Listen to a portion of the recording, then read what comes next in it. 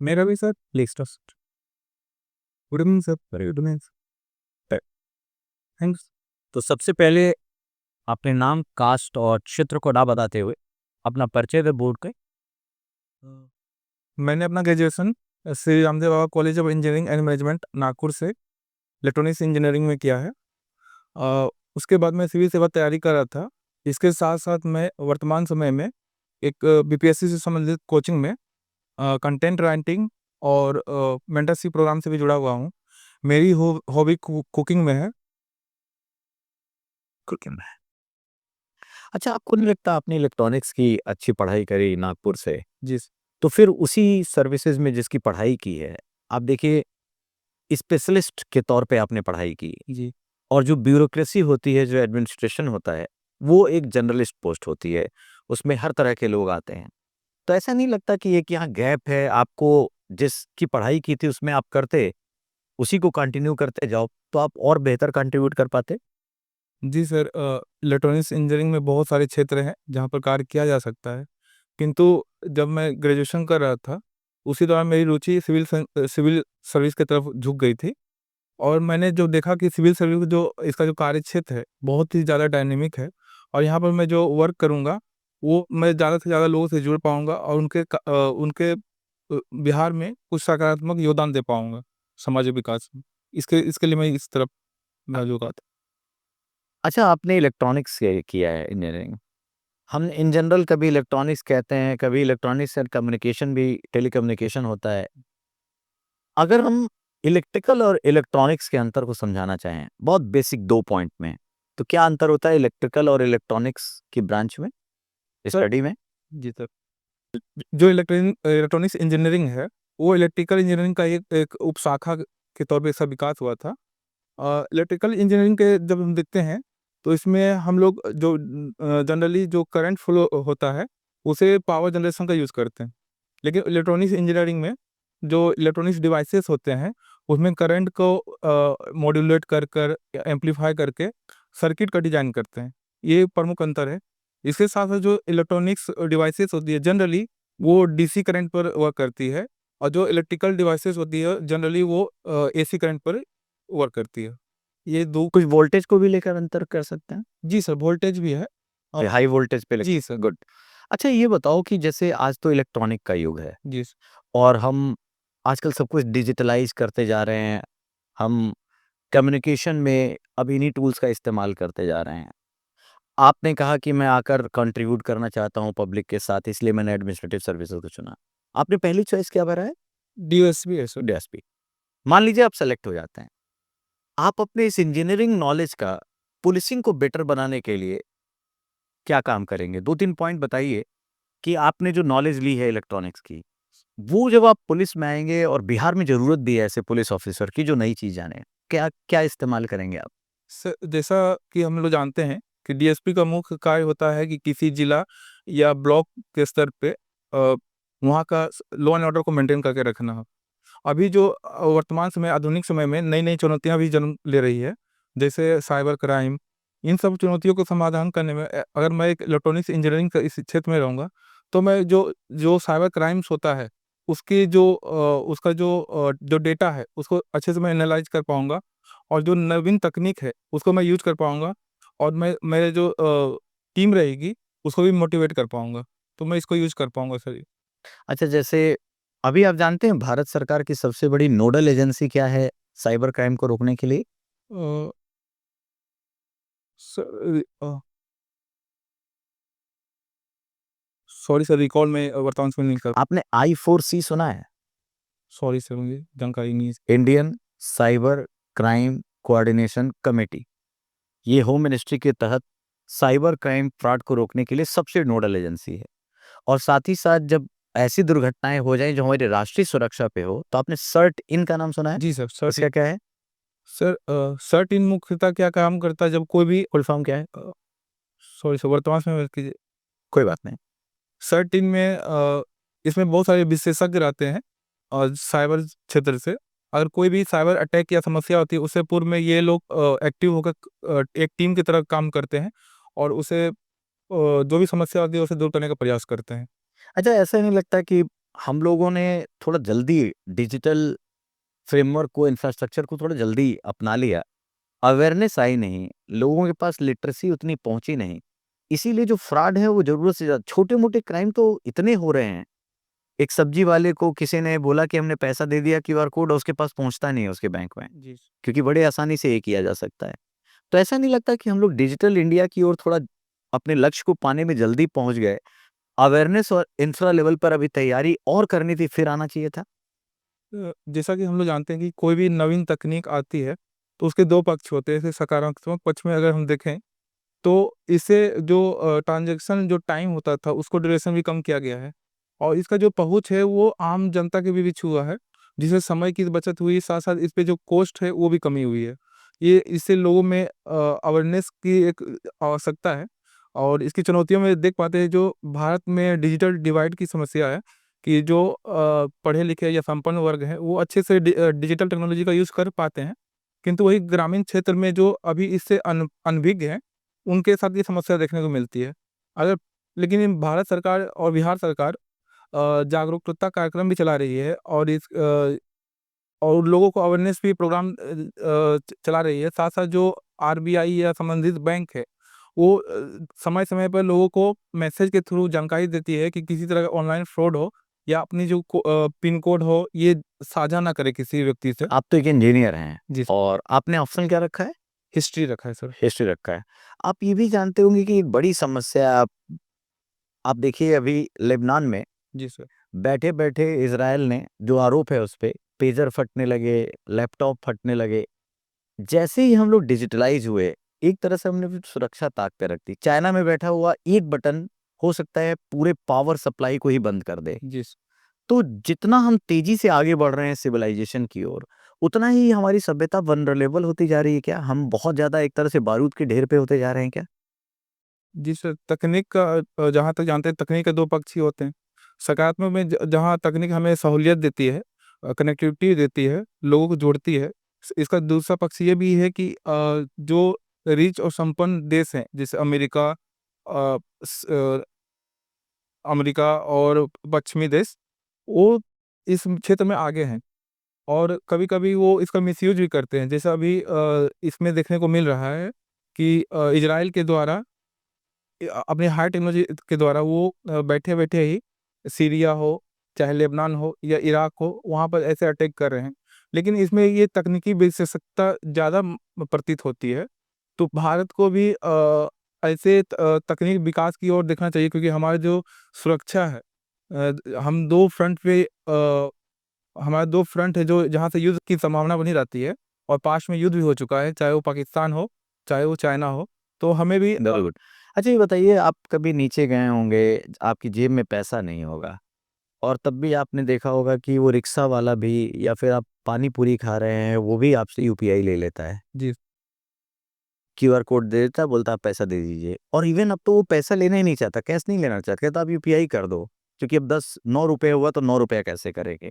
बड़ा फ़ायदा है, हमने किया 9 इज़ 9। जी।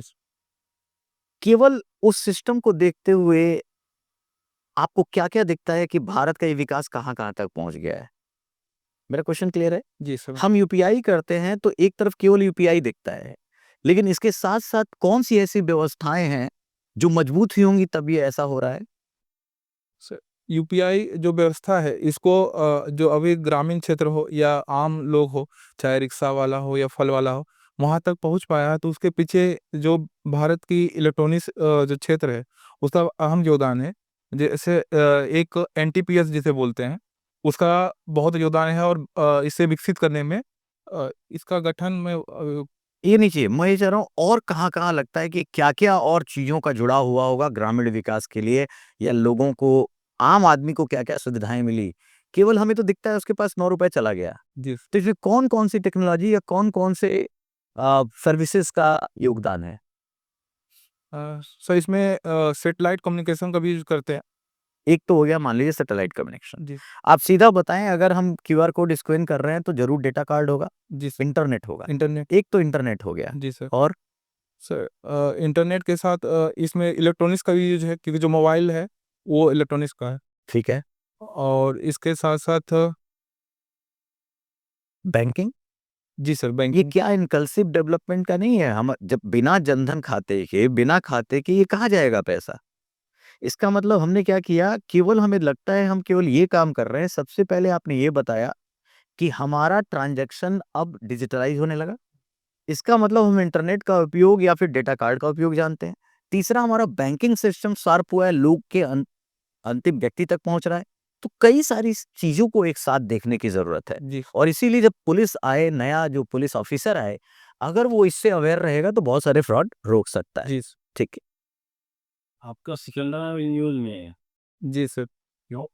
सर वर्तमान समय में एक मिथिलेश मांझी का एक युवा लड़का जिसकी उम्र शायद 18-19 वर्ष होगी, वो सिकंदरा में फर्जी आईपीएस के तौर पे पकड़ा गया था। उसने फर्जी जो आईपीएस होता है उसकी वर्दी होती है उसे धारण किया हुआ था और नकली पिस्तौल भी साथ में रखा हुआ था, जिसके कारण ये चर्चा का विषय रहा है। अच्छा, और क्यों सिकंदरा फेमस है? सिकंदरा से 3 किलोमीटर दूर पे ही एक स्थल है जिसे छतरी कुंड कहते हैं। ऐसी मान्यता है, प्राचीन मान्यता है कि जो जैन समुदाय के 24वें तीर्थंकर महावीर स्वामी जी हैं, उनका जन्म स्थल वहीं पर हुआ था, जिसके लिए ये काफ़ी प्रसिद्ध है और यहाँ पर जैन समुदाय प्रत्येक वर्ष यहाँ पर बड़ी संख्या में विज़िट करते हैं। अच्छा, आपके डिस्ट्रिक्ट में भी गोल्ड मिला है, गोल्ड मिनट। जी सर। इसका एक्सकवेशन की बात चलती है। जी। कहाँ मिल रहा है? सर ये सिकंदरा प्रखंड के अंतर्गत ही आता है और उस ग्राम का नाम मंजोस ग्राम है, वहाँ पर ये प्राप्त हुआ है। अच्छा, कब से उसका वो एक्सकवेशन होगा उसका? सर अभी इसका स्टार्ट नहीं हुआ है। अभी एसआई ने ये पुख्ता किया है कि यहाँ पर ऐसे भंडार हैं, लेकिन अभी तक उसका एग्जीबिशन अभी शुरू नहीं हुआ है। अच्छा, अरे आपकी हॉबी कुकिंग है ना? जी सर। तो जीरो ऑयल कुकिंग क्या हो गया? सर ज़ीरो ऑयल कुकिंग के तहत जो हम फूड प्रोडक्ट या व्यंजन बनाते हैं, उसमें जो ऑयल यूज़ करते हैं उसका मिनिमम से मिनिमम यूज़ करने का ट्राई करते हैं। उसके विकल्प के तौर पे हम लोग जल का भी प्रयोग करते हैं और ये ज़ीरो ज़ीरो ऑयल कुकिंग कहलाता है। अच्छा, हर्ब्स में और स्पाइसली जी शादी। सर हर्ब्स जो होती है मुख्यतः पत्तियाँ के तौर पे देखा जाता है और स्पाइसेस जो होते हैं वो फल के जो पेड़ होता है उसके फल के रूप में इसका विकास होता है जैसे हल्दी तो हल्दी। सॉरी सर मैं माफ़ी चाहूँगा अच्छा, एक चीज़ और बताइए, आप खाना में किस तरह का खाना बनाना?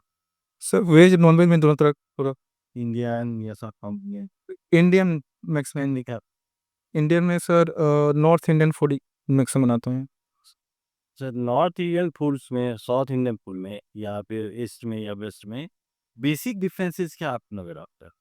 सर नॉर्थ इंडियन फूड में जो यहाँ का फूड कल्चर है। 1 सेकंड रोकूँगा बस। जी, आप बिहार के रहने वाले हैं, जमुई एकदम प्रॉपर, और नागपुर से आपने एजुकेशन की है। जी, वहाँ के फूड और यहाँ के फूड में बताइए, जब आप वहाँ खाते होंगे, तो चूँकि आपकी तो कुकिंग हॉबी रही है, जी सर। तो किस तरह के स्पाइसेस को ज़्यादा वो करते होंगे जो हमारे यहाँ मतलब बिहार में नहीं है? या बिहार में ऐसा क्या है जो नागपुर में नहीं है? अफ़सर को समझाइए। अगर मैं जमुई और नागपुर में अंतर करना चाहूँगा, तो जो जमुई है, यहाँ पर जो वहाँ का तीखापन होता है, वो सामान्यतः रहता है।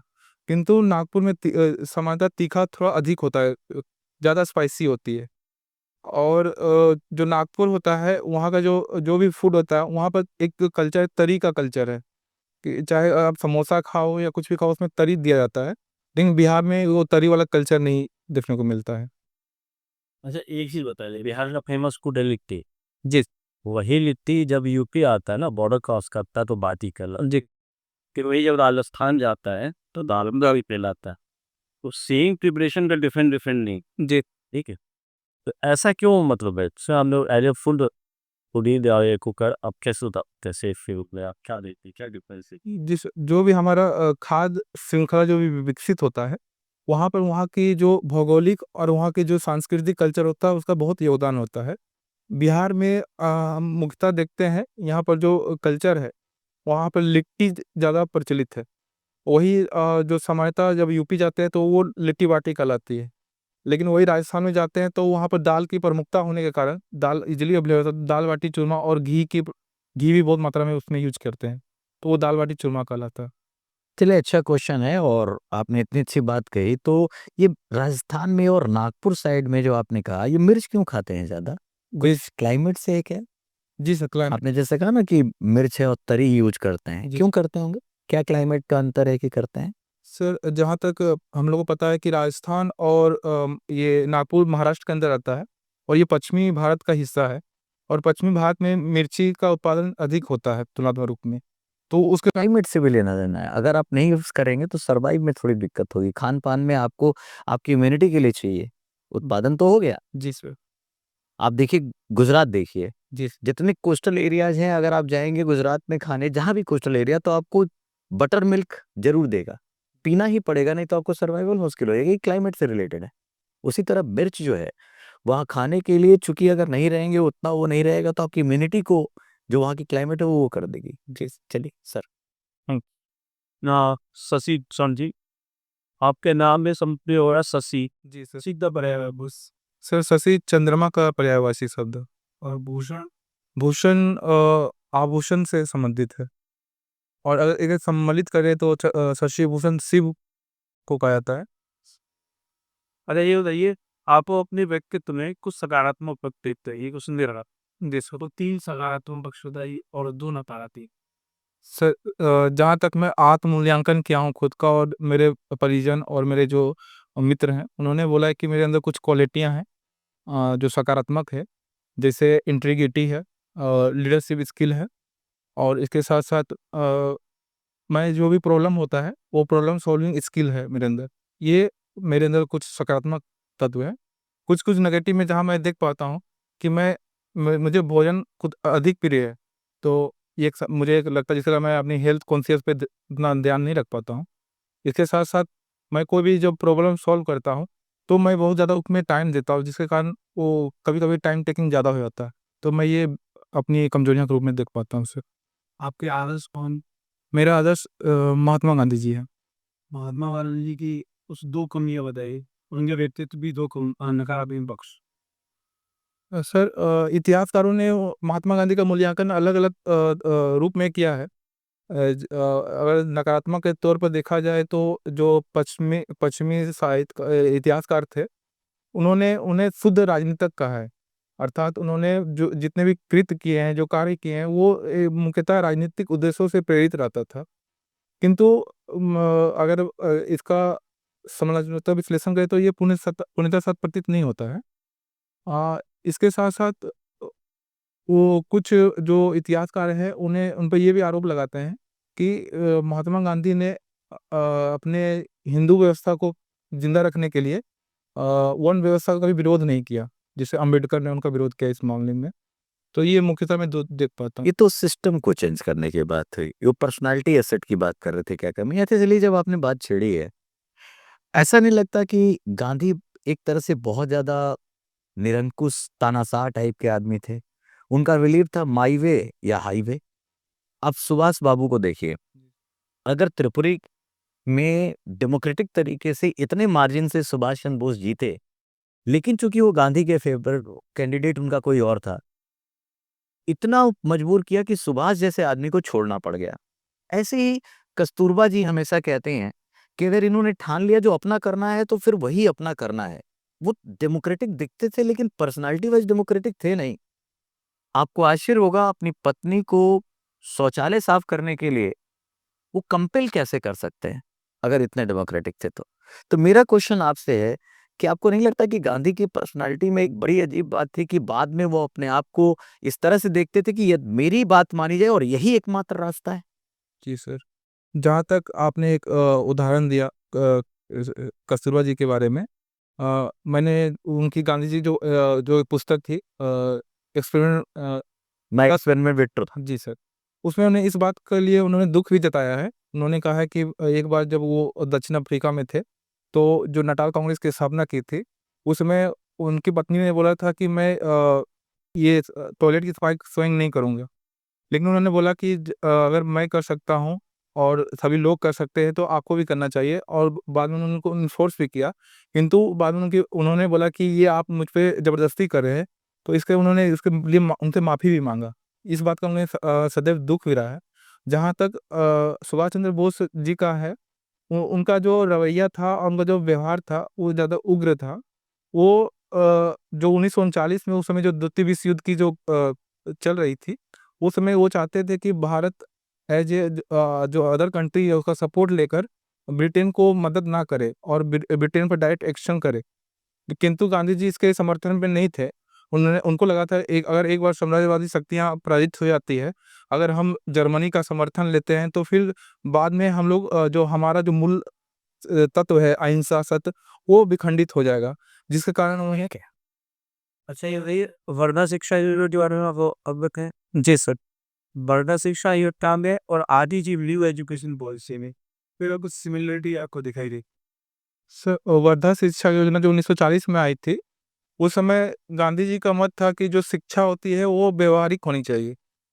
सिर्फ़ शिक्षा ग्रहण करके हम लोग एक तरह से शिक्षित बेरोज़गार का जन्म ज़्यादा विकास हो रहा है या विकसित हो रहे हैं, उसको कम करना चाहिए।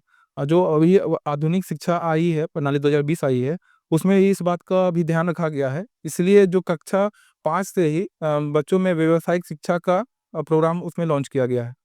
और इसके साथ-साथ ही शिक्षा में मानवतावादी या मूल्य भी प्रारंभिक लेवल में मूल्य भी विकसित होने चाहिए, इसको भी ध्यान में रखा गया है।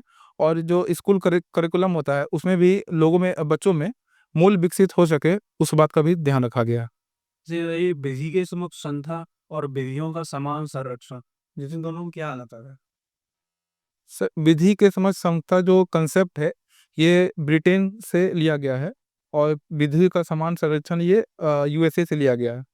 विधि के समक्ष समता से तात्पर्य है कि कोई भी व्यक्ति विधि के समक्ष, चाहे वो प्रधानमंत्री हो या सीएम हो, सभी एक समान है, या कोई एक आम नागरिक है, वो एक समान है। किंतु विधि के समान संरक्षण में ऐसा प्रावधान है कि जो एक एक पोजीशन पे है, उनके साथ समान कानून लागू होगा, और जो अलग पोजीशन पे हैं, उनके लिए उन पे रियायत बरती जा सकती है। अच्छा, ये बताइए, आप एक प्रशासक के तौर पे तैनात हैं, जिस मान लीजिए आप बिहार में पटना डिस्ट्रिक्ट में, और जैसे-जैसे शहर बना रहा है पटना, तो वहाँ एक समस्या आम हो गई है कि वहाँ जल की निकासी व्यवस्था बहुत सही नहीं, ठीक है?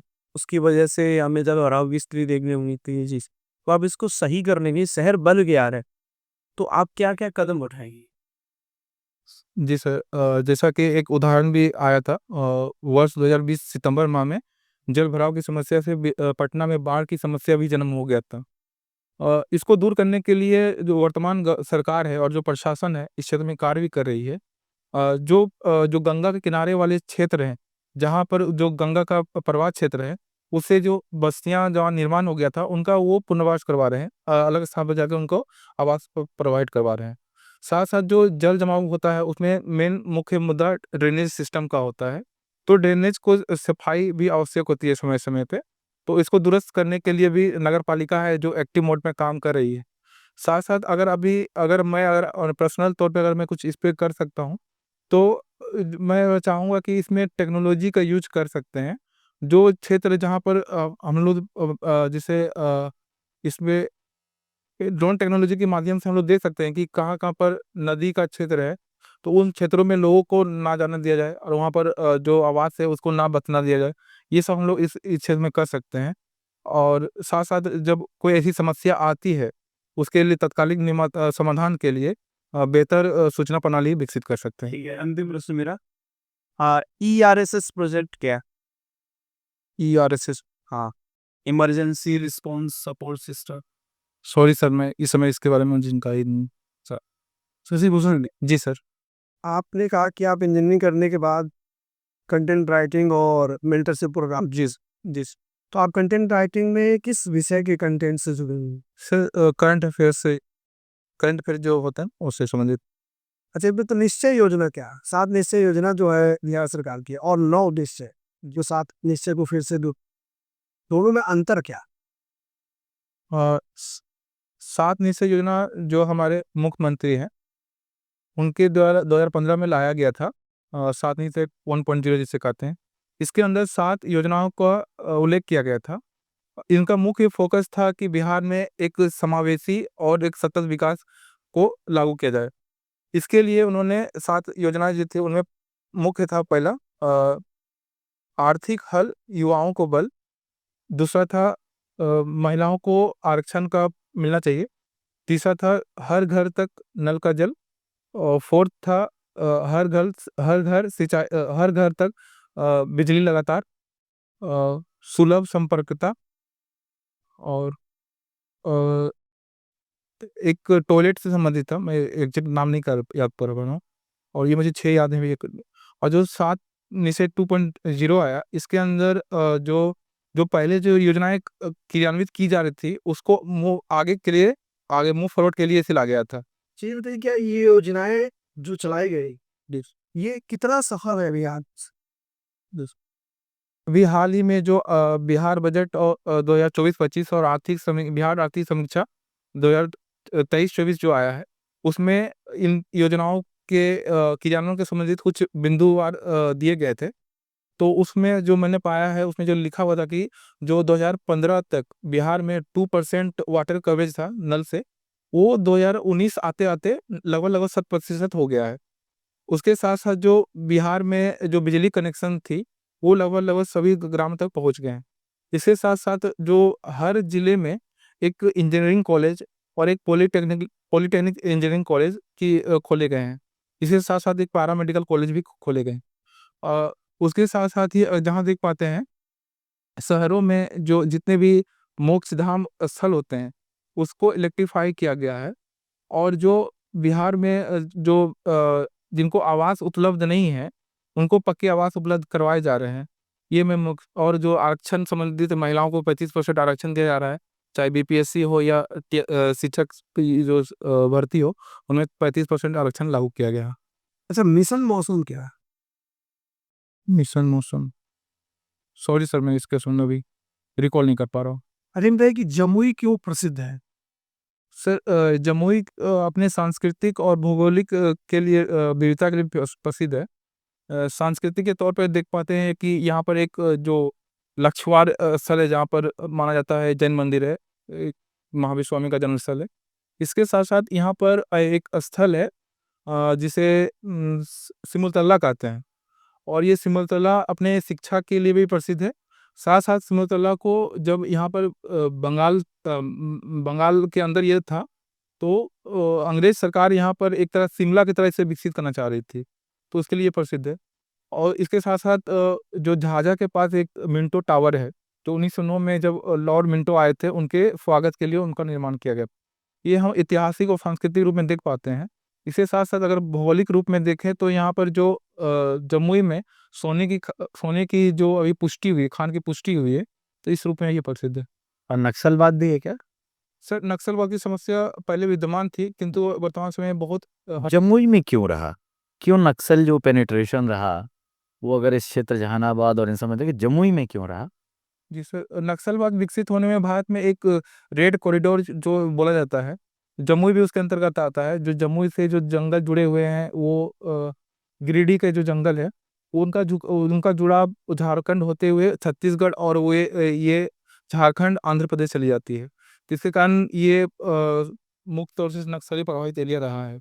आप इसको क्या मानते हैं? ये माओवाद है, नक्सलवाद है या लेफ्ट विंग एक्सट्रीमिज़्म है? सर, ये नक्सलवाद है सर। क्या अंतर है, आप बता सकते हैं लेफ्ट विंग एक्सट्रीमिज़्म और नक्सलवाद में? सर, लेफ्ट विंग एक विचारधारा है, जहाँ पर वो जो सामान्य जो अभी संवैधानिक प्रावधान जो लागू होते हैं, उन्हें मानने के लिए वो तैयार नहीं होते हैं। वो जो एक कार्ल मार्क्स ने जो सिद्धांत दिया था, उसे वो चाहते हैं कि इस प्रकार की व्यवस्था लागू हो। इसके लिए वो एक विचारों में उग्र होते हैं। किंतु नक्सलवाद जो होते हैं, वो विचारों के साथ-साथ कृत्यों में भी उग्र होते हैं, और ये हिंसात्मक कार्रवाई के माध्यम से सरकार को या सिस्टम को बदलना चाहते हैं। अच्छा।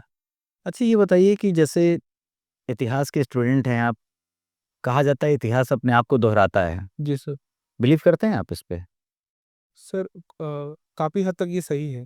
तो ये केवल नकारात्मक सेंस में दोहराता है या सकारात्मक में भी? नहीं सर, दोनों है, सकारात्मक और नकारात्मक तो दोनों। अगर मगध एम्पायर बिहार का जो गौरव था, और इतिहास दोहराने में हम ये क्यों नहीं बात करते हैं कि बिहार फिर से वो ग्लोरी पाएगा? अगर इतिहास दोहराना है बिहार का, तो क्या करना होगा? जिस अगर बिहार को, अगर पुराना जो गौरवशाली परंपरा मगध की थी, अगर उसे पुनर्जीवित करना है, तो बिहार में कुछ जो मुख्य तत्व जो मैं सोच पा रहा हूँ, उस पे ध्यान देने की आवश्यकता है, जो अभी बिहार की मूल समस्या भी है। जैसे बिहार में प्रतिवर्ष पलायन की एक समस्या है, प्रत्येक वर्ष बाढ़ और सूखा की समस्या देखने को मिलता है। यहाँ बेरोज़गारी की और गरीबी की समस्या बहुत अधिक है, जो नीति आयोग की रिपोर्ट भी आई थी, उसमें जो 2019 16-17 जो रिपोर्ट था, उसमें बिहार में 54% बेरोज़गारी बताया गया था।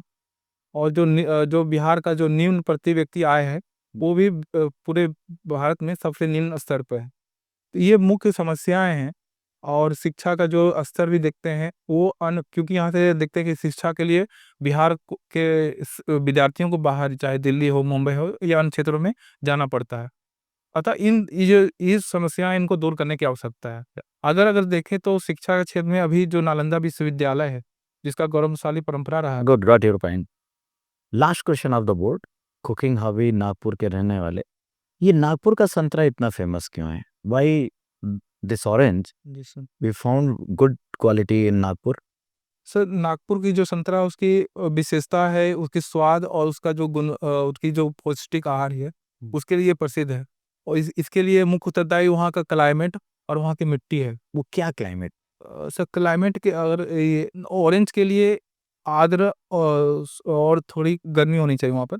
वहाँ टेम्परेचर 35 से 40 के बीच होना चाहिए और वहाँ की मिट्टी काली मिट्टी होनी चाहिए। तो ये उसके लिए उपयुक्त है। इसके कारण वहाँ पर बड़े मात्रा में संतरे की खेती होती है। Okay, okay, you can go on. Thank thank you. Thanks.